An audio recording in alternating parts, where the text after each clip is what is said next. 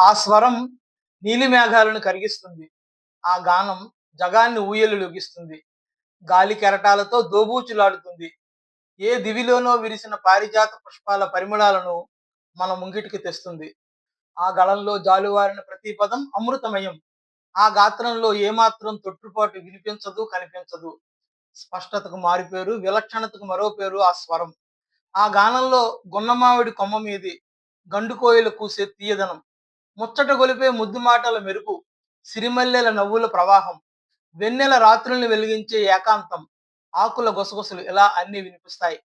చరాచర సృష్టి స్థితిలైన సరిగమలను సర్వాలంకార భూషితంగా తనలో ఇముడ్చుకున్న కోకిలమ్మ జానకమ్మ.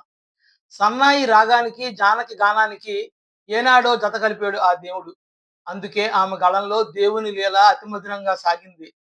నాసికా త్రయంబకాన ఊతగా ఉద్భవించిన గోదావరి అలలై బంగారు కలలై ఎగసిపడి ఉప్పొంగిపోతూ మురిపించిన జానకి గాత్రయాత్ర సైతం గోదావరిలాగే సాగింది. ఆమె గళంలో జాలువారే పదాలు చిలుక పలుకుల్లా అమృతపు గుణికల్లా ఉంటాయి.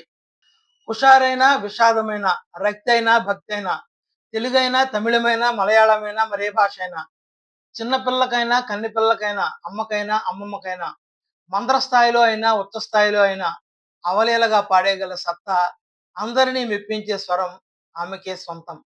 ఆమె గానానికి మైమరిచి పగలే వెన్నెల కాస్తుంది, జగమే ఊయలు ఊగుతుంది. నీలి మేఘాలలో, గాలి కెరటాలలో తేలిపోతూ సిరిమల్లె పువ్వల్లే నవ్వుతుంది.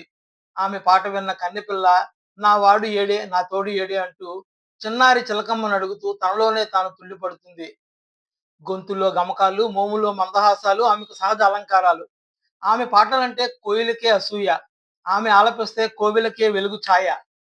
పదం పదంలోని పదనిసలు, ఆలాపనలో సుస్వరాల మాలికలు. ఆమె పాడిన ప్రతి పాట మన మనసులో విరబూస్తుంది. ప్రముఖ గాయని, పాటల రచయిత, కర్ణాటక సంగీత గాత్ర విద్వాంసురాలు ఎస్. జానకి. పూర్తి పేరు శిష్లా జానకి. సినీ నేపథ్య గాయనిగా, సంగీత దర్శకురాలిగా భారతీయుల గుండెల్లో ఆమె సుస్థిర స్థానం సంపాదించారు. అనేక జాతీయ పురస్కారాలతో పాటు 31 రాష్ట్ర స్థాయి పురస్కారాలను ఆమె కైవసం చేసుకున్నారు. దక్షిణ భారతదేశ కోకిలగా పిలువబడే జానకి గారికి మైసూరు విశ్వవిద్యాలయం గౌరవ డాక్టరేట్ ప్రదానం చేసింది. తమిళనాడు రాష్ట్రం ఆమెకు కలైమామణి పురస్కారాన్ని ఇచ్చి గౌరవించింది.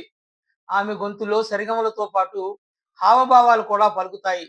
2013లో కేంద్ర ప్రభుత్వం పద్మభూషణ్ పురస్కారాన్ని ప్రకటించగా ఆమె దానిని సున్నితంగా తిరస్కరించారు.